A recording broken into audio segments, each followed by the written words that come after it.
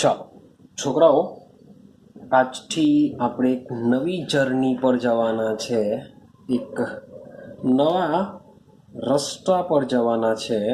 એક નવા રસ્તાની શરૂઆત કરીશું અને એક રસ્તો કેવો હશે, કેવો નહીં હશે, કેટલા ખાડા હશે, કેટલા સારો હશે રસ્તો, એ આપણા ટ્યુનિંગ ઉપર છે. મીન્સ કે જે સમજાવવામાં આવે છે એ જો તમને વ્યવસ્થિત સમજણ પડી જશે તો આ રસ્તો તમને ખૂબ જ સારો લાગશે. પણ સમજાવવામાં આવે તમે ની સમજશો, ની મગજમાં ઉતારવાનો પ્રયત્ન કરશો, બસ બહાર ધ્યાન આપશો તો આ રસ્તો તમને ઘણો બધો કાચો પણ લાગી શકે છે, ખાડા ભરેલો લાગી શકે છે. તો સીધી સિમ્પલ વસ્તુ છે કે મીન્સ કે જે બી ચેપ્ટર સ્ટાર્ટ કરવામાં આવે એ ચેપ્ટર વિશે જો તમારી શરૂઆત સારી જો થાય તો એનો અંત પણ સારો થતો હોય છે. માટે આપણે એક નવા ચેપ્ટરની શરૂઆત કરીએ. ચેપ્ટર નંબર 7 ને ચેપ્ટર નંબર 7 છે. શરૂ કરતા પહેલા જ બોલપેન પટી ગઈ. ચાલો કઈ વાંધો નહીં. તો ચેપ્ટર નંબર 7 છે આપણું સંતુલન, જેને ઇંગ્લિશમાં કહેવામાં આવે છે ઇક્વિલિબ્રિયમ. જેને ઇંગ્લિશમાં શું કહેશું? ઇક્વિલિબ્રિયમ કહેશું. તો સૌથી પહેલા સમજીએ કે ભાઈ આ સંતુલન ક્યાં આવેલું છે, કેવી રીતના કામ કરતું હોય છે, થોડું એને બધું સમજતા જઈએ. ચાલો સૌથી પહેલા આપણી હ્યુમન બોડીની વાત કરીએ. તો આપણું જે શરીર છે, આપણું જે શરીર છે એ શરીરની જો વાત કરીએ તો શરીરની અંદર ફેફસા દ્વારા ફેફસાના જે સ્નાયુઓ છે એ સ્નાયુઓ શું કરશે? O2ની વહેંચણી કરશે. ને આપણો જે કોષ હોય છે, કોષ કાર્ય દરમિયાન શું કરે છે? CO2 ઉત્પન્ન કરતા હોય છે. તો દરેકે દરેક કોષમાં O2 અને CO2 નું શું થયેલું હોય છે? સંતુલન સ્થપાયેલું હોય છે. O2 અને CO2 નું શું સ્થપાયેલું હોય છે? સંતુલન સ્થપાયેલું હોય છે. હવે આ જે O2 છે આપણી અંદર, જે આપણા બોડીની અંદર જે ઓક્સિજન આવેલો છે, એ જે ઓક્સિજન છે એ ઓક્સિજન શું કરે છે? હિમોગ્લોબિન એટલે કે આપણા રુધિર દ્વારા શું કરે છે? વહન પામતું હોય છે. ક્લિયર છે? તો એ હિમોગ્લોબિન શું કરશે? ફેફસા દ્વારા સ્નાયુમાં રહેલો જે O2 છે હિમોગ્લોબિન દ્વારા વહન પામે છે અને આ હિમોગ્લોબિન દરેકે દરેક કોષમાં જશે ને એ કોષ અને હિમોગ્લોબિન આ જે ઓક્સિજન છે તેમની વચ્ચે એક જાતનું સંતુલન સ્થપાયેલું હોય છે. ક્લિયર છે? ચાલો માન લો હજુ આગળ સમજીએ. મારી પાસે એક બંધ પાત્ર છે. મારી પાસે શું છે? બંધ પાત્ર છે. આ બંધ પાત્રની અંદર મને કે એક રકબી જેવું લઈ લઉં. સમજો મેં એક રકબી લીધેલી છે ને આ રકબીની અંદર મેં પાણી ભરી દીધું છે. રકાબીની અંદર મેં શું ભરી દીધું છે? પાણી ભરી દીધું છે. તો થશે શું? સમય જતા, શબ્દ બોલું છું, સમય જતા આ જે પ્રવાહી છે એ પ્રવાહી શું કરશે? બાષ્પીભવન પામશે. સમય જતા પ્રવાહી શું કરશે? બાષ્પીભવન પામશે. હવે આ જે પ્રવાહી છે એ પ્રવાહીના જે અણુ હશે, પ્રવાહીની અંદર જે અણુ હશે એ અણુની ગતિ ઉર્જા કેવી હશે? કમ્પેરિઝન ટુ બાષ્પીભવન એટલે કે એમાંથી જે વાયુ બન્યા હશે એ વાયુના અણુઓની ગતિ ઉર્જા કરતા આ અણુઓની ગતિ ઉર્જા કેવી હશે? ઓછી હશે. ને જે વાયુ હશે એ વાયુઓના અણુઓની ગતિ કેવી હશે? વધુ હશે. વિચારો કે પાણીના મોલેક્યુલ મીન્સ કે ખાલી આટલામાં ને આટલામાં જ રખડવાના, પણ એમાંથી જો વાયુ બનશે તો વાયુ શું કરશે? એની ઉપર રહેલી જેટલી પણ ખાલી જગ્યા હશે એ બધી જ ખાલી જગ્યામાં શું કરશે? વહન પામી શકે છે. હવે થવાનું શું કે જ્યારે પ્રવાહીનું બાષ્પીભવન થશે ત્યારે આ જે પ્રવાહી છે એ પ્રવાહીના અણુ પ્રવાહીની સપાટીને છોડીને ક્યાં જશે? ઉપર જશે. કે જે પ્રવાહી છે એ પ્રવાહીના અણુ પ્રવાહીની સપાટી છોડીને ક્યાં જશે? બાષ્પ સ્વરૂપે હવામાં જશે. એવું આપણે કહી શકીએ કે પ્રવાહીની સપાટી છોડીને ક્યાં રૂપાંતર પામશે? બાષ્પમાં જશે. તો મીન્સ કે આ જે બાષ્પ જે બનતી હશે એ બાષ્પ દ્વારા પાત્રનું દબાણ મળશે. આપણે જો દબાણ માપવાનો પ્રયત્ન કરીશું તો આ પાત્રનું દબાણ આ બાષ્પ દ્વારા આપને મળશે. હા કે ના? કેમ? કારણ કે બાષ્પના મોલેક્યુલ શું કરશે? પાત્રના સપાટી સાથે અથડાશે ને પાત્રની સપાટી સાથે અથડાવાથી પાત્રનું દબાણ મને જોવા મળશે. ક્લિયર થાય છે? ચાલો, તો શરૂઆતમાં શું થશે કે આ જે બાષ્પ બનતી હોય છે એને લીધે જે પાત્રનું દબાણ હોય છે એ પાત્રનું દબાણ ધીમે ધીમે શું થતું જતું હોય છે? વધતું જતું હોય છે. જેમ જેમ સમય પસાર થશે તેમ તેમ પાત્રનું દબાણ વધતું જોવા મળશે. કેમ વધતું જોવા મળે? કારણ કે આ જે બાષ્પ છે એ બાષ્પ પર કેવી થશે? વધશે. બાષ્પ શું થશે? વધશે. એટલે શરૂઆતમાં જેમ જેમ સમય જશે તેમ તેમ ધીમે ધીમે વધતું જશે. એનો મતલબ એમ થાય કે આ જે પ્રવાહી છે પ્રવાહીની બાષ્પ શું થાય છે? ધીમે ધીમે બાષ્પમાં રૂપાંતર પામતી જશે, જેને લીધે પાત્રનું દબાણ પણ શું થાય છે? ધીમે ધીમે વધતું જાય છે. આટલું ક્લિયર થયું? ચાલો હવે આગળ જજો. હવે કોઈ એક સમય એવો આવશે, શબ્દ લખું છું, કોઈ એક સમય પાત્રનું જે દબાણ છે એ અચળ જોવા મળશે. પાત્રનું દબાણ કેવું થઈ જશે? અચળ થઈ જશે. મીન્સ કે ત્યારબાદ પાત્રનું દબાણ વધશે નહીં. તો સવાલ એવો આવે કે આવું કેમ? શરૂઆતમાં તો ભાઈ મીન્સ કે આ જે પ્રવાહી છે પ્રવાહી ઉપર ગયા કરશે. જો ઉપર જો ગયા કરે તો એ બાષ્પ બને. બાષ્પ દ્વારા ભાઈ પાત્રમાં દબાણ ઉત્પન્ન થશે, જેને આપણે પાત્રનું દબાણ કહેશું, જે શરૂઆતમાં ધીમે ધીમે વધતું જ હતું. પણ ત્યાર પછી કોઈ એક સમય એવો આવશે કે જ્યારે પાત્રનું દબાણ કેવું તમને જોવા મળશે? અચળ જોવા મળશે. તો ભાઈ સ્થાયી, અચળ મીન્સ કે સ્થાયી કેમ થઈ ગયું? સવાલ એવો આવે. શા માટે પાત્રનું દબાણ સ્થાયી થઈ ગયું? એવો ક્વેશ્ચન ઉત્પન્ન થાય. તો ભાઈ એનું રીઝન એવું છે કે આ કન્ડિશનમાં જ્યારે પાત્રનું દબાણ અચળ થઈ ગયું હશે ત્યારે એવું સમજવામાં આવશે કે અહીં જે બાષ્પ છે અને જે પ્રવાહી છે એ બાષ્પ અને પ્રવાહી વચ્ચે શું સ્થપાઈ ગયું હશે? સંતુલન સ્થપાઈ ગયું હશે. આ બાષ્પ અને પ્રવાહી વચ્ચે સંતુલન સ્થપાઈ ગયેલું હશે.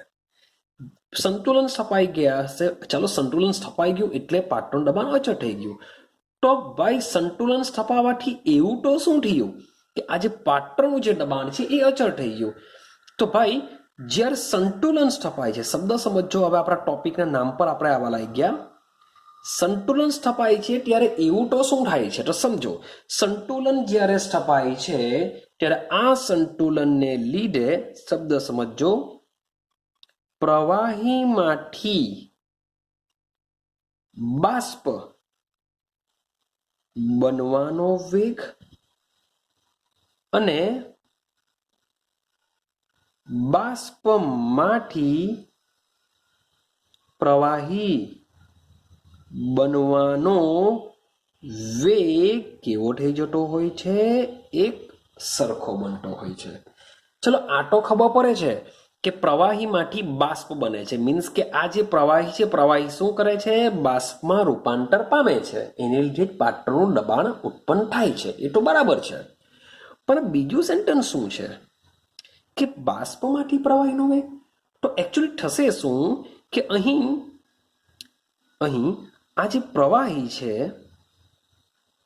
એ પ્રવાહીની સપાટી પર શું થતી હોય છે? પ્રક્રિયા થતી હોય છે. ભાઈ કેવી પ્રક્રિયા થતી હોય તો સમજો કે અહીં આ પ્રવાહીની સપાટીની નજીક શું હશે?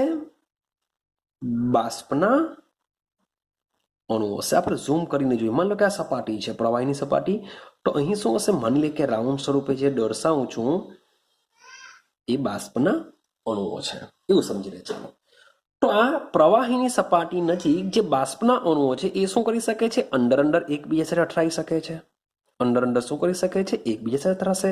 સાથે સાથે આ પ્રવાહીની સપાટી સાથે પણ શું કરી શકે છે? અથડાઈ શકે છે.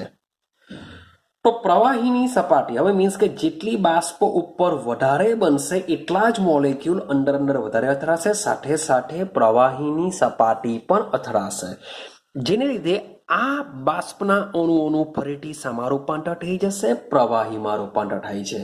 માટે બાષ્પના અણુઓ શું કરશે? ફરીથી પાછા પ્રવાહીમાં રૂપાંતર પામતા હોય છે. માટે કહ્યું છે કે સંતુલન સ્થપાઈ જાય ત્યારે શું થશે? પ્રવાહીમાંથી બાષ્પ બનવાનો વેગ અને બાષ્પના મોલેક્યુલનો પ્રવાહીમાં રૂપાંતર થવાનો વેગ કેવો થઈ જશે? એક સરખો થઈ જશે. માટે બંનેનો વેગ એક સરખો થાય. શબ્દ બોલું છું, બંને પ્રક્રિયાનો વેગ એક સરખો થાય ત્યારે શું સ્થપાય છે? સંતુલન સ્થપાય છે. બંને પ્રક્રિયાનો વેગ એક સરખો. બંને પ્રક્રિયા એટલે કઈ પ્રક્રિયાની વાત ચાલે છે? પ્રવાહીમાંથી બાષ્પ આ એક પ્રક્રિયા અને બાષ્પમાંથી પ્રવાહી આ એક બીજી પ્રક્રિયા. બંને કેવી છે? વિરુદ્ધ પ્રક્રિયા છે. બંને પ્રક્રિયા વિરુદ્ધ પ્રક્રિયા છે. માટે બંને પ્રક્રિયાનો વેગ કેવો રહેશે? અલગ અલગ રહેશે. ક્લિયર થયું આટલું? ચલો બરાબર સમજવાનો પ્રયત્ન કરો. તો જ્યારે બંને પ્રક્રિયાનો વેગ એક સરખો થતો હોય છે ત્યારે આપણી જે પ્રણાલી હશે એ પ્રણાલી સંતુલને પહોંચી છે તેવું કહી શકાય, અથવા તો પ્રણાલીમાં શું સ્થપાયું હશે? સંતુલન સ્થપાયું હશે. મારી જ્યારે પ્રણાલી સંતુલને પહોંચે છે ત્યારે આપણે શું કરી શકીએ? સમજો કે મારી પાસે મેં લીધું હતું, માની લો કે પ્રવાહી તરીકે H2O, sorry for that, H2O જે શું હોય છે? લિક્વિડ અવસ્થામાં હોય છે. તેમાંથી શું બનતું છે? H2O ગેસ બને છે. અને આ H2O ગેસ ફરીથી પાછું એના કરતાં રિવર્સ પ્રોસેસ H2O લિક્વિડમાં પણ રૂપાંતર પામે છે. તો આ બે વચ્ચે શું સ્થપાય છે? સંતુલન સપાટું હોય છે. ક્લિયર થાય છે? તો ભાઈ સંતુલન જે પણ પ્રોસેસમાં સંતુલન થતું, સંતુલન સ્થપાતું હોય છે, તો આ સંતુલનને બે અર્ધ વક્ર તીરની નિશાની વડે દર્શાવવામાં આવે છે. જે મેં દર્શાવી છે તે રીતના રિએક્શનમાં આ રીતના વક્ર તીરની નિશાની વડે દર્શાવવામાં આવે છે. ને સંતુલન સ્થપાઈ ગયા બાદ, શબ્દ બોલું છું, સંતુલન સ્થપાઈ ગયા બાદ, સંતુલન સ્થપાઈ ગયા બાદ સંતુલનની અંદર જે મિશ્રણ હોય છે, યાદ રાખજો શબ્દ બોલું છું મિશ્રણ. ક્યાં શા માટે મિશ્રણ બોલું છું? કારણ કે તમારો રિએક્ટન્ટ પણ હાજર હશે, તમારી પ્રોડક્ટ પણ હાજર હશે, એટલે કે પ્રક્રિયકો પણ હશે, નિપજો પણ હશે, બંનેનું મિશ્રણ હશે. તો સંતુલન સ્થપાઈ ગયા બાદ આ મિશ્રણને કહેવામાં આવે છે સંતુલન મિશ્ર કહેશું. શું કહેવામાં આવે છે? ને સંતુલન મિશ્ર કહેશું. આઈડિયા આવે છે? ચાલો હવે આગળ સમજો. હવે આ જે સંતુલન હોય છે એ સંતુલન ભૌતિક પ્રક્રમમાં પણ સ્થપાઈ શકે છે અને સાથે સાથે રાસાયણિક પ્રક્રમમાં પણ સંતુલન સ્થપાય છે. એટલે કે સંતુલન ભૌતિક પ્રક્રમમાં બી સ્થપાય અને સાથે સાથે રાસાયણિક પ્રક્રમમાં, એમ બંને પ્રકારના પ્રક્રમમાં સંતુલન સ્થપાઈ શકે છે. પરંતુ આ બંને પ્રકારના પ્રક્રમની જો વાત કરીએ તો આ જે સંતુલન છે એ સંતુલન ભાઈ કોઈમાં વધારે સમય પણ લાગી શકે, કોઈમાં ઓછા સમયમાં પણ સંતુલન સ્થપાઈ શકે. ભાઈ સંતુલન સ્થપાવવા માટેનું જે તાપમાન હોય છે એ તાપમાન પણ શું હોઈ શકે? અલગ અલગ હોઈ શકે. તો આ જે બધું સંતુલન સ્થપાવવાનો જે સમયગાળો છે એ એવું કહી શકાય કે પ્રાયોગિક પરિસ્થિતિ ઉપર આધાર રાખે. શેના પર રાખશે? પ્રાયોગિક પરિસ્થિતિ. લાઈક તાપમાન લઈ લેવ, દબાણ લઈ લેવ, પછી પ્રક્રિયકો, શું શું વસ્તુ આવી શકે એમાં પ્રાયોગિક પરિસ્થિતિમાં? તાપમાન લઈ લેવ, દબાણ લઈ શકો, પ્રક્રિયકોની સાંદ્રતા આવી શકે. પ્રક્રિયકોની સાંદ્રતા એટલે કે પ્રક્રિયકોનો જથ્થો તે પણ હોઈ શકે. સાથે સાથે પ્રક્રિયકોનો સ્વભાવ, મીન્સ કે જુદા જુદા પ્રક્રિયકો માટે, માનો કે મેં અહીં જે એક્ઝામ્પલ લીધેલું છે પાણી માટે લીધેલું છે, પાણીની જગ્યાએ હું પેટ્રોલ લઈ લઉં તો પેટ્રોલ એ પણ પ્રવાહી છે, એની પેટ્રોલની બાષ્પ પણ બની શકે છે, પણ એમની વચ્ચે જે સંતુલન સ્થપાશે એ પાણી સાથે જે સંતુલન સ્થપાય છે તેના કરતા ઓછો સમયગાળો પણ હોઈ શકે છે. ક્લિયર થાય છે? તો મીન્સ કે એનો શાના પર રાખશે? પ્રક્રિયકોના સ્વભાવ ઉપર આધાર રાખશે. હવે જ્યારે પ્રોસેસની શરૂઆત થાય છે, ત્યારે શરૂઆતમાં શું હશે? માનો કે પેલા કોઈ રિએક્શન લઈ લઈએ, A પ્લસ બી, એમાં સંતુલન સ્થપાય છે C+D. આવું સમજીએ. તો શરૂઆતમાં તો હું શું કરું? મારી પાસે માત્ર ને માત્ર પ્રક્રિયકો હશે. તો શરૂઆતમાં જે પ્રક્રિયકો હોય છે એ પ્રક્રિયકોની સાંદ્રતા શરૂઆતમાં કેવી હોય છે? વધુ હોય છે. પ્રક્રિયકોની શરૂઆતમાં સાંદ્રતા વધુ હોય છે. હવે આ બંને જ્યારે એકબીજા સાથે પ્રક્રિયા કરતા જશે તો માની લઈએ કે એમાંથી C+D બનતા જશે. એટલે કે પ્રક્રિયકોની શરૂઆતમાં સાંદ્રતા વધારે હશે, પણ સમય જતા, જેમ જેમ સમય પસાર થતો જશે, સમય જતા પ્રક્રિયકોની સાંદ્રતા કેવી થશે? ઘટતી જશે. એટલે કારણ કે આ બે પ્રોસેસ કરવાના છે તો આ લોકો એકબીજા સાથે રિએક્શન કરવામાં વપરાશે તો જ ભાઈ આમાંથી આ બનવાના. A પ્લસ બી એકબીજા સાથે પ્રક્રિયા કરશે તો જ C+D બનશે. એટલે કે સમય જતા પ્રક્રિયકોની સાંદ્રતા શું થતી જશે? ઘટતી જશે. અને સમય જતા નિપજની સાંદ્રતા શું થતી જશે? વધતી જશે. આવું કંઈક જોવા મળતું હોય છે.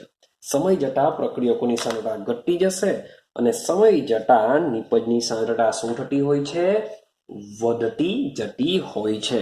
અને કોઈ એક સમય એવો આવશે કે જ્યારે પ્રક્રિયામાં શું સ્થપાઈ જતું હોય છે? સંતુલન સ્થપાઈ જતું હોય છે.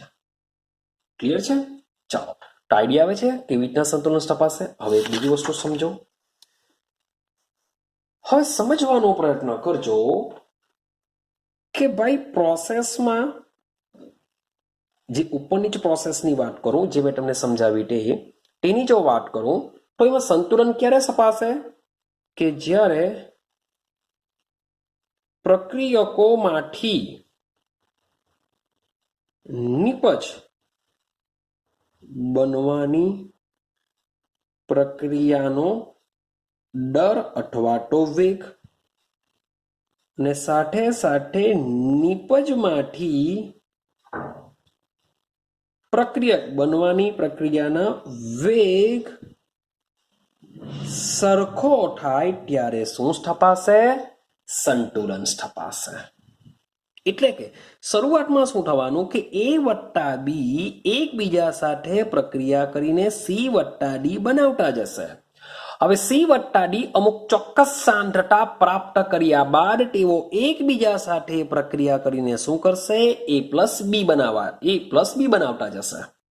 પણ આ જ્યારે બનાવતા જતા હોય છે ત્યારે બંને પ્રક્રિયાનો વેગ મીન્સ કે a પ્લસ બીનો વેગ વધારે બી હોઈ શકે, c વત્તા ડી હજુ શરૂઆત થયેલી છે તો એ લોકો એકબીજા સાથે પ્રોસેસ કરીને a પ્લસ બી બનાવવાની પ્રક્રિયાનો વેગ ઓછો હશે. તો જ્યારે આ બંને પ્રક્રિયાનો વેગ એક સરખો થઈ જાય ત્યારે શું સ્થપાય છે? સંતુલન સ્થપાય છે. તો ભાઈ આ પ્રોસેસ કઈ છે? તો સમજો કે રિએક્ટન્ટ, આપણા રિએક્ટન્ટ છે, આપણી પ્રોડક્ટ છે. તો રિએક્ટન્ટમાંથી જે પ્રોડક્ટ બનતી હોય છે, રિએક્ટન્ટમાંથી જે પ્રોડક્ટ બનતી હોય છે તો આ દિશામાંની પ્રક્રિયાને નામ આપવામાં આવ્યું છે પુરોગામી પ્રક્રિયા. અને શું કહેશું? પુરોગામી. એટલે કે a વત્તા બી એકબીજા સાથે પ્રક્રિયા કરીને c વત્તા ડી બનાવે છે તો a વત્તા બી નું કન્વર્ઝન c વત્તા ડી માં થાય છે. તો આ પ્રક્રિયાને એટલે કે રિએક્ટન્ટથી પ્રોડક્ટ તરફની દિશામાંની પ્રક્રિયાને પુરોગામી પ્રક્રિયા કહેવાય છે. યાદ રાખજો. શું કહેશું આપણે એને? પુરોગામી. આના કરતા ઉલટું કે માની લો કે મારી પાસે પ્રોડક્ટ છે, પ્રોડક્ટમાંથી શું બને છે? રિએક્ટન્ટ બને છે. આ પ્રોડક્ટ માટે રિએક્ટન્ટ એટલે કે આના કરતા ઉલટી. તો આ દિશામાંની પ્રક્રિયાને કહેવામાં આવે છે પ્રતિગામી પ્રક્રિયા. તો પુરોગામી પ્રક્રિયા અને પ્રતિગામી પ્રક્રિયા શું છે? એકબીજાથી વિરુદ્ધ પ્રક્રિયા છે. આ બંને પ્રક્રિયાના જો વેગ સમાન થાય તો શું સ્થપાશે? સંતુલન સ્થપાશે. ક્લિયર થાય છે? પુરોગામી અને પ્રતિગામી બંને પ્રક્રિયાના વેગ જો સમાન થશે તો જ પ્રક્રિયામાં સંતુલન સ્થપાશે. હવે એક મજાની વાત તમને સમજાવું કે આપણે આ જે સંતુલન કેવી રીતના સ્થપાય છે એને તો સમજ્યા કે બંને પ્રક્રિયાનો વેગ સમાન થશે તો સંતુલન સ્થપાશે. હવે આ જે સંતુલન જે હોય છે એ સંતુલન હોય છે ગતિશીલ. સંતુલન કેવું હોય છે? ગતિશીલ હોય છે. હવે આનો મતલબ શું થાય? આનો મતલબ શું થશે? તો સમજો કે ભાઈ આ એવું કહેવા માંગે છે કે માની લો કે મારી પાસે a વત્તા બી છે, ઇક્વિલિબ્રિયમ c પ્લસ ડી, એટલે કે આ લોકો વચ્ચે શું સ્થપાયેલું છે? સંતુલન સ્થપાયેલું છે. મેં કીધેલું છે કે અહીં પુરોગામી પ્રક્રિયા, શબ્દ બોલું છું, પુરોગામી પ્રક્રિયા અને પ્રતિગામી પ્રક્રિયા, આ બંને પ્રક્રિયાનો વેગ સમાન થાય તો સંતુલન સ્થપાશે. ચલો સંતુલન બી સ્થપાઈ ગયું. સંતુલન સ્થપાઈ ગયા બાદ પણ, શબ્દ બોલું છું યાદ રાખજો, સંતુલન સ્થપાઈ ગયા બાદ પણ a પ્લસ બી નું રૂપાંતર c પ્લસ ડી માં થશે અને જેટલો c પ્લસ ડી બન્યો છે, શબ્દ બોલું છું, a પ્લસ બી સંતુલન સ્થપાઈ ગયા બાદ a પ્લસ બી જેટલો c પ્લસ ડી બનાવશે એટલો જ c પ્લસ ડી શું કરશે? a પ્લસ બી બનાવશે. એક આઈડિયા આવે છે? શું સમજાવવા માંગુ છું કે સંતુલન સ્થપાઈ ગયા બાદ, સંતુલન ક્યારે સ્થપાય? બંને પ્રક્રિયાનો વેગ સમાન હોય તો સંતુલન સ્થપાશે. સંતુલન સ્થપાઈ ગયા બાદ a પ્લસ બી પ્રક્રિયા કરીને જેટલો c પ્લસ ડી બનાવશે તો જેટલો સંતુલન સ્થપાઈ ગયા બાદ જેટલો c પ્લસ ડી બન્યો હશે એટલો જ c પ્લસ ડી ફરીથી પાછો પ્રક્રિયા કરશે એટલે કે વપરાશે અને a પ્લસ બી બનશે. માન લો કે આના સંતુલન સ્થપાઈ ગયા બાદ, સમજો સંતુલન સ્થપાઈ ગયા બાદ રેશિયો આશરે ગપ્પા મારીને લઈ લઈએ. માન લો કે આ 70% છે અને 30% છે. આ લોકો વચ્ચે સંતુલન સ્થપાયેલું છે. હવે આના 5 મોલેક્યુલ એટલે કે રહ્યો કેટલો? 65. તો આના 5 સંતુલન સ્થપાઈ ગયા બાદ 70-30 નો રેશિયો છે. આ 70 છે, 70% છે, આ 30% બન્યું છે. હવે સંતુલન સ્થપાઈ ગયા બાદ માની લેવું કે આમાંથી 5 મોલેક્યુલ c પ્લસ ડી બનાવે છે તો આના પર્સન્ટેજ કેટલા થઈ ગયા? હવે 65. આના કેટલા થઈ ગયા? 5. પણ આ જે 5 જે નવો જે આવ્યો એ ફરીથી પાછો શું કરશે? a પ્લસ ડી બનાવી દેશે. એટલે કે ફરીથી પાછા આના 70 થઈ જશે, આના થઈ જશે 30. આઈડિયા આવે છે? એટલે કે સંતુલન સ્થપાઈ ગયા બાદ a plus B c plus D બનાવતા જ રહેશે, c પ્લસ ડી ફરીથી પાછા a પ્લસ બી બનાવતા જ રહેશે. એટલે કે સંતુલન સ્થપાઈ ગયા બાદ જે પ્રક્રિયકો છે એ પ્રક્રિયકોની સાંદ્રતા કેવી થઈ જશે? અચળ થઈ જશે. સાથે સાથે નિપજની સાંદ્રતા પણ કેવી થઈ જતી હોય છે? અચળ થઈ જતી હોય છે. તમે માપવાનો પ્રયત્ન કરશો તો પણ કેવી આવશે? અચળ આવશે. પરંતુ a પ્લસ બી નું કન્વર્ઝન સી પ્લસ ડીમાં અને સી પ્લસ ડી નું કન્વર્ઝન એ પ્લસ બીમાં કન્ટિન્યુ થયા જ કરશે. શબ્દ બોલું છું, કન્ટિન્યુ થયા જ કરશે. એટલે કે જેટલો a પ્લસ બી એકબીજા સાથે પ્રક્રિયા કરીને સી પ્લસ ડી બનાવે એટલો જ સી પ્લસ ડી નું કન્વર્ઝન ફરીથી પાછું સામા થઈ જાય a પ્લસ બીમાં. એટલે કે સાંદ્રતા કેવી થતી હોય છે? અચળ રહેતી હોય છે. સાંદ્રતા કેવી રહેશે? અચળ થતી હોય છે. યાદ રાખજો, આને જ કહેવાશે સંતુલન. કેવું હોય છે? ગતિશીલ હોય છે. સમજો, માન લો કે બેંક છે, બેંકમાં આપણું ખાતું છે, એટલે કે આપણું એકાઉન્ટ છે, એવું સમજો. હવે બેંકમાં જ્યારે આપણે એકાઉન્ટ ઓપન કરાવીએ છીએ ત્યારે બેંકવાળા કહે છે કે તમારે 1000 રૂપિયા મેન્ટેન કરવા પડશે. તમને આઈડિયા હશે, એ લોકો એવું કહેતા હોય છે કે તમારે શું કરવું પડશે? 1000 રૂપિયા મેન્ટેન કરવા પડતા હોય છે. હવે તમારું જેવું એકાઉન્ટ તમારું ઓપન થઈ જાય, તમારું ખાતું જેવું ખોલી જશે, એટલે કે તમારા એકાઉન્ટમાં તમે 1000 રૂપિયા ભર્યા હશે એકાઉન્ટ ઓપન કરાવવા માટે, એ 1000 રૂપિયા તમને તમારા એકાઉન્ટમાં દેખાશે. હવે માન લો કે આ 1000 રૂપિયા તમે બીજા દિવસે કાઢી લેવો છો. 1000 રૂપિયા કાઢી નીધા, તમારા એકાઉન્ટમાં હવે કેટલા બતાવશે? 0 રૂપીસ બતાવશે. તેમ છતાં પણ આ જે તમારી જે બેંક છે, તમારું એકાઉન્ટ બંધ કરી ન શકે. આઈડિયા આવે છે કે તમારી જે બેંક છે, ભલે અંદર 0 રૂપિયા થઈ ગયા, તેમ છતાં પણ તમારું ખાતું બંધ કરી ન શકે. કેમ?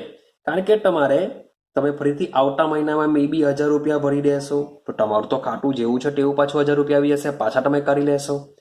તો મીન્સ કે ભલે તમારા ખાતામાં 1000 રૂપિયા હતા, પછી નથી, પાછા બીજા મહિને તમે 1000 રૂપિયા ભરશો, પાછા કરી લેશો, તો તમે ચેક કરશો કે ભાઈ જે રાશિ છે એ દર મહિને રાશિ તો 1000 રૂપિયા આખા મેન્ટેન થઈ જ જાય છે મહિનાની. માટે બેંક તમારું એકાઉન્ટ બંધ કરી શકતી નથી. તો તમે વિચારો કે આખું વર્ષ તમે આવું જ કર્યા કરશો કે શરૂઆતની પહેલી તારીખે 1000 રૂપિયા ભરી દેશો, બીજી તારીખે કાઢી નાખશો, આખો મંથ એમનેમ જ રાખો. પાછી બીજા મંથની પહેલી તારીખ આવશે, 1000 રૂપિયા ભરી દેશો, પછી પાછા કરી દેશો. આવું કર્યા કરશો તો તમારે દર મહિને 1000 રૂપિયા પહેલી તારીખે દેખાશે, પછી નહીં દેખાશે. એટલે કે તમે જો તમારું જે રિએક્શન છે, 1000 રૂપિયા 0, પાછા ભરી દેશો 1000, 0, આવું કન્ટિન્યુ થવાનું. એટલે કે તમારું જે સંતુલન છે તમને કેવું દેખાશે? ગતિશીલ દેખાશે. માટે બેંક તમારું એકાઉન્ટ બંધ નહીં કરી શકે. સેમ કોઈ પણ જાતનું સંતુલન હોય, એ જોઈએ તો ભૌતિક પ્રક્રમમાં સંતુલન સ્થપાયું હોય કે રાસાયણિક પ્રક્રમમાં સંતુલન સ્થપાયું હોય છે, સંતુલન હંમેશા ગતિશીલ હોય છે. પણ સંતુલન સ્થપાઈ ગયા બાદ પ્રક્રિયકો અને નિપજોની સાંદ્રતા બદલાતી નથી, એ પણ એટલું જ સાચું હોય છે. આઈડિયા આવે છે? ચાલો, હવે આપણે મોટે ભાગે કેમેસ્ટ્રી, એમ તો ભૌતિક પ્રક્રમ બી સમજીશું જ, પરંતુ આપણે કેમેસ્ટ્રી ભણીશું. માટે આપણે વાત કરીએ રાસાયણિક પ્રક્રમ સંતુલનની. તો ભાઈ રાસાયણિક પ્રક્રમ સંતુલનની અંદર જે પ્રક્રિયા છે એ પ્રક્રિયાને 3 પ્રકારમાં વહેંચવામાં આવે છે. ને આ જે પ્રક્રિયા છે એ પ્રક્રિયા પ્રમાણને આધારે, પ્રમાણ એટલે કે જે રિએક્ટન્ટ છે સાથે સાથે જે પ્રોડક્ટ છે કેટલી બની છે તેના પ્રમાણને આધારે 3 પ્રકાર પાડવામાં આવે છે. પહેલી રિએક્શન કે એવી પ્રક્રિયા રિએક્ટન્ટ માંથી પ્રોડક્ટ બને છે. માન લો કે રિએક્ટન્ટ મેં શરૂઆતમાં 100% લીધો હશે, હા કે ના? એમાંથી પ્રોડક્ટ કેટલી બની હશે? માન લો કે પહેલી રિએક્શન છે એમાં માત્ર ને માત્ર 10% પ્રોડક્ટ બની, તો 10% બની, એનો મતલબ એમ થાય કે રિએક્ટન્ટ કેટલો રહી ગયો હશે? 90%. પ્રોડક્ટ કેટલી બની? 10%. તો પણ આમની વચ્ચે સંતુલન સ્થપાઈ શકે છે. એવું જરૂરી નથી કે બંને 50-50% જ હોવી જોઈએ તો જ સંતુલન સ્થપાય, એવું જરૂરી હોતું નથી. પણ તમારું રિએક્ટન્ટ 90% હોય, પ્રોડક્ટ 10% બની હોય, તો આવી રિએક્શનોમાં પણ સંતુલન સ્થપાઈ શકે છે. આઈડિયા આવે છે? તો ભાઈ એવી પ્રક્રિયા કે જેમાં નિપજનું પ્રમાણ ઘણું ઓછું હોય અને મોટા ભાગનો પ્રક્રિયક નિપજમાં રૂપાંતર પામ્યા સિવાયનો રહે, તેમ છતાં પણ તેમની વચ્ચે શું સ્થપાયેલું હશે? સંતુલન સ્થપાયેલું હોઈ શકે. ભાઈ હજુ બી કેવું, આ ચેપ્ટરમાં આપણે એવી પ્રક્રિયાનો અભ્યાસ કરીશું કે જેમાં રિએક્ટન્ટમાંથી પ્રોડક્ટ બનતો હોય અને પ્રોડક્ટમાંથી રિએક્ટન્ટ પર બનતું હોય. પછી તમે કહેશો, સર મેં NaOH લીધો, સર મેં HCl લીધો, આ બે વચ્ચે પ્રોસેસ કરાવીને NaCl વત્તા પાણી બનાવ્યું. તો સર શું આમાં હું 100% બંને લેવું છું, એમાંથી આ 90% બન્યું હોય, શું આમાં 10%? તો આ લોકો વચ્ચે સંતુલન સ્થપાય? તો ભાઈ આ વસ્તુ પોસિબલ નથી. આ તટસ્થીકરણની પ્રક્રિયા છે. તટસ્થીકરણની પ્રક્રિયા કેવી હોય છે? વન વે રિએક્શન હોય છે. આમાં કોઈ જાતનું સંતુલન સ્થપાતું નથી. માટે આવી બધી પ્રક્રિયાઓનો અભ્યાસ આપણે આમાં કરવાના નથી. મેં પહેલા જ લખેલું છે કે રાસાયણિક પ્રક્રિયામાં સંતુલન, આપણે એવી પ્રોસેસ જોશું કે જેમાં સંતુલન સ્થપાયેલું હોય, અને જેમાં સંતુલન સ્થપાયેલી હોય છે તેમાં આપણે 3 પ્રકાર પાડીએ છીએ. એમાં પહેલી પ્રોસેસ એવી છે કે એવી પ્રક્રિયા કે જેમાં નિપજનો જથ્થો ખૂબ જ ઓછો મળતો હોય છે, તો આવી પ્રક્રિયામાં બી સંતુલન સ્થપાયેલું હોઈ શકે છે. હા કે ના? પણ આ જે પ્રક્રિયા છે, આ પ્રક્રિયામાં આપણો પ્રોડક્ટ ખૂબ જ ઓછો બનતો હોય છે અને પ્રક્રિયકનો ઘણો બધો જથ્થો જેવો છે તેવો હોય છે. માટે આ પ્રક્રિયાને પ્રાયોગિક દ્રષ્ટિએ એની ઇન્ફોર્મેશન, એના પરિણામો મેળવવા સંતુલનની દ્રષ્ટિએ ખૂબ જ અઘરું બનતું હોય છે. ક્લિયર થાય છે? ચાલો વાત કરીએ સેકન્ડ રિએક્શન. સેકન્ડ રિએક્શન આના કરતા ઉલટી વિચારો કે એવી પ્રક્રિયા કે જેમાં રિએક્ટન્ટમાંથી પ્રોડક્ટ બનતો હોય અને પ્રોડક્ટમાંથી રિએક્ટન્ટ પર બનતી હોય. શરૂઆતમાં મેં આ 100% લીધી હોય તો આ 0% હશે, પરંતુ રિએક્ટન્ટમાંથી માની લેવું કે પ્રોડક્ટ બનતી હોય, માન લો કે 90% જેવી પ્રોડક્ટ બનતી હોય અને 10%, જો આ તો એક્ઝામ્પલ ખાલી આપું છું, હું એમ નથી કર્યું કે 90% જ, મે બી 85 લઈ લઉં, 99 લઈ લઉં, 98 લઈ લઉં, વગેરે જેવી લઈ લઉં કે એવી પ્રક્રિયા. એટલે એવું નહીં સમજી બેઠા કે ભાઈ 10% ને 90%નો રેશિયો હોય. ના, હું એવું નથી કર્યો કે 10% ને 90%. આ તો ખાલી સમજાવવા માંગુ છું કે ભાઈ નિપજનો જથ્થો ઓછો હોય, એટલે કે માની લો કે મેં એક્ઝામ્પલ લીધું કે 10% જેવો બનતો હોય ને જથ્થો 90% જેવો જેમ છે તેમ બાકી રહેતો હોય છે. બાકી હું એવું નથી કહેતો કે જે બી રિએક્શનમાં પ્રોડક્ટ ઓછી બનતી હશે એમાં 10% બનતી હોય, એવું નથી. મે બી 2%, 5%, 7%, 12%, 15%, 20% વગેરે જેવું બી હોઈ શકે છે. પણ પ્રક્રિયકનો જથ્થો જેવો છે તેવો વધારે રહેશે, નિપજનો જથ્થો ઓછો રહેશે, તો તેમાં બી સંતુલન સ્થપાઈ શકે છે. સેમ એ જ પ્રમાણે એવી પણ પ્રક્રિયા હોઈ શકે કે જેમાં નિપજનું પ્રમાણ ખૂબ જ વધારે હોય અને પ્રક્રિયકનો જથ્થો ખૂબ જ ઓછો બાકી હોય છે. આવી પ્રક્રિયા એવી કહેવાય કે લગભગ પૂર્ણ થવાને આરે હોય છે. એટલે કે લગભગ પ્રક્રિયા પૂર્ણ થવા જાય છે ત્યારે પ્રક્રિયકનો ખૂબ જ ઓછો જથ્થો બાકી રહેતો હોય છે અને નિપજનો જથ્થો ઘણો બધો વધારે હોય છે. તો આવી પ્રક્રિયાઓમાં પણ શું થતું હોય છે? સંતુલન સ્થપાતું હોય છે. આવી પ્રક્રિયામાં પણ સંતુલન સ્થપાતું હોય છે. સેમ આ બંને પ્રક્રિયાઓમાં જે પ્રયોગોના જે સંતુલનના જે પરિણામો છે એને સમજવા ખૂબ જ અઘરા પડતા હોય છે. હવે ત્રીજા પ્રકારની રિએક્શન છે. આ એવી પ્રક્રિયા છે કે જેમાં તમારો રિએક્ટન્ટ એટલે કે પ્રક્રિયકો અને નિપજો વચ્ચે સંતુલન તો સ્થપાતું હોય છે, પરંતુ આવી પ્રક્રિયાઓમાં પ્રક્રિયકો અને નિપજનો જે જથ્થો છે એને આપણે એકબીજા સાથે સરખાવી શકીએ એવો હોય છે. મે બી 50% જેવો પણ હોઈ શકે, અથવા 45% 55%નો બી રેશિયો હોઈ શકે છે. મે બી અહીંયા 60% લઈ લઉં, અહીંયા 40% લઈ લઉં. તો આવા રેશિયામાં તેઓ એકબીજા સાથે સંતુલનમાં હોય છે. એટલે કે તમને પ્રક્રિયકનો જથ્થો પણ વધારે જોવા મળશે, સાથે સાથે નિપજનો જથ્થો પણ એવો જોવા મળશે કે જેઓ એકબીજા સાથે સરખાવી શકાય. હું એમ નથી કહેતો કે ત્રીજી રિએક્શનમાં 50% જેવું જ હોય, ના. ને એવું એમ પણ નથી કહેતો કે આવું ન હોય. રિએક્શનમાં આવું હોઈ પણ શકે, અથવા આવું પણ હોઈ શકે કે 45-55 રેશિયો હોય, ભાઈ 52 લઈ લો, 48%નો રેશિયો હોઈ શકે, ભાઈ 60-40નો રેશિયો લઈ લો. તો આવા રેશિયો મીન્સ કે રિએક્ટન્ટ અને પ્રોડક્ટના જથ્થાને આપણે એકબીજા સાથે સરખાવી શકીએ એવી રિએક્શનોમાં સંતુલન સ્થપાયેલું હોય છે. તો આવી પ્રક્રિયાઓને પ્રાયોગિક પરિણામો પ્રમાણે સમજવા માટે ખૂબ જ સરળતા પડતી હોય છે. માટે આ ચેપ્ટરની અંદર આપણે જે પણ રિએક્શન ભણીશું એ આ ત્રીજા પ્રકારની ભણીશું કે જેમાં પ્રક્રિયકો અને જે નિપજનો જથ્થો સંતુલન સમયે એકબીજાને આપણે સરખાવી શકીએ. એકબીજા સાથે સિમિલર હોઈ પણ શકે અથવા ન પણ હોઈ શકે, પણ આ જથ્થો કેવો હોય છે, એકબીજાને સરખાવી શકાય એટલો વધારે હોય છે. તો ત્રીજા પ્રકારની રિએક્શન આપણે અહીં ભણીશું. ક્લિયર થાય છે? ચાલો સેમ.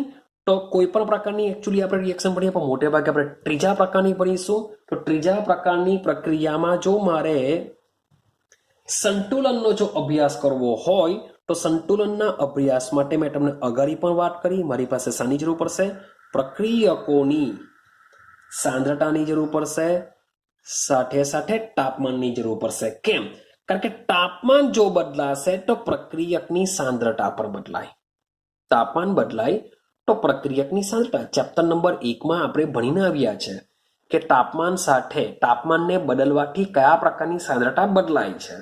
તો ભાઈ એટલું વસ્તુ પાકું છે કે તાપમાન જો બદલાય તો સાંદ્રતા શું થશે? બદલાશે. માટે આપણે જે પણ પ્રયોગો કરીશું તેમાં તાપમાન આપણે કેવું રાખીશું? અચળ રાખીશું, કોન્સ્ટન્ટ રાખીશું. ક્લિયર છે? તો જ આપણે સંતુલનને સારી રીતે સમજી શકીએ છીએ અને સારી રીતે ભાઈ પુરોગામી પ્રક્રિયા અને પ્રતિગામી પ્રક્રિયાને સમજી શકીશું. તો સમજીએ કે આ ચેપ્ટરમાં આપણે શું સમજવાના છે. તો આ ચેપ્ટરમાં આપણે ભૌતિક પ્રક્રમ અને સાથે સાથે રાસાયણિક પ્રક્રમમાં જે સંતુલન સ્થપાય છે એને સમજવાનો પ્રયત્ન કરીશું.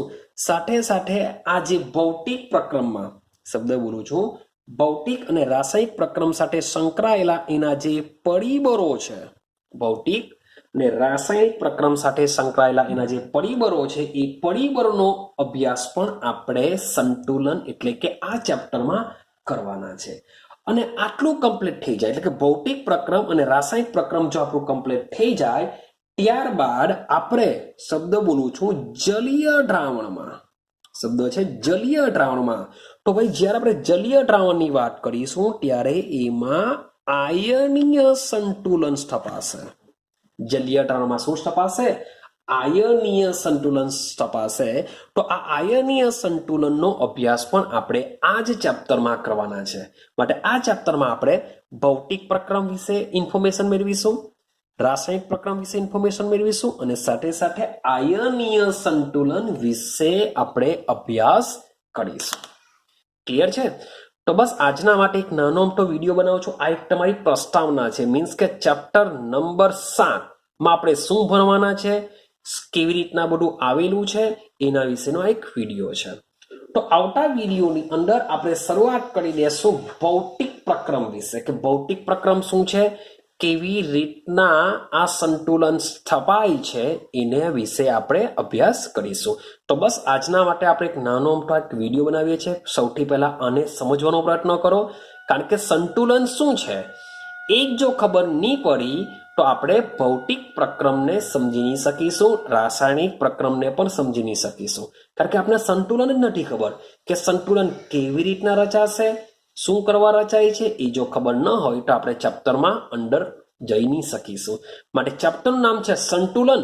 તો આ વિડીયોની અંદર સૌથી પહેલા સમજવાનો પ્રયત્ન કરો કે સંતુલન શું છે અને સંતુલન શા માટે રચાય છે, એના પ્રકાર કયા કયા છે અને સંતુલનમાં કેટલીક વસ્તુ તમારે યાદ રાખવી પડશે. તો આ વિડીયોની અંદર આ બધી જ વસ્તુનો સમાવેશ થાય છે, એને તમે બરાબર સમજો. ક્લિયર છે? તો મળીએ આપણે આવતા વિડીયોની અંદર, જે આપણું ભૌતિક પ્રક્રમમાં સંતુલન કેવી રીતના સ્થપાતું હોય છે એને સમજાવશે.